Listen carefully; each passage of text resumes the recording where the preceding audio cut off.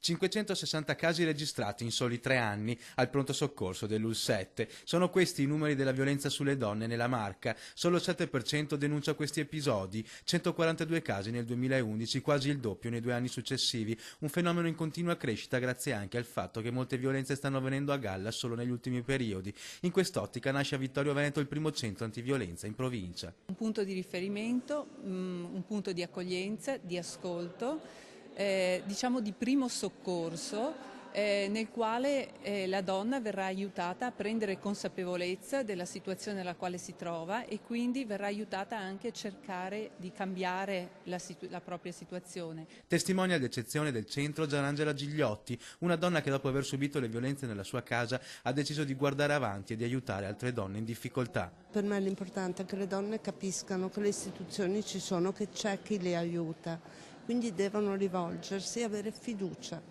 soprattutto fiducia nelle istituzioni. Il centro aprirà a giugno 2015, rimarrà aperto 3 volte alla settimana e sarà sempre attiva una segreteria telefonica, un luogo dove poter uscire dal silenzio e dall'omertà. Quello che preoccupa è questa cronica, costante presenza di una violenza quotidiana dentro varie situazioni familiari, non solo, ma come dicevo anche sui posti di lavoro, che è un tema molto delicato per noi.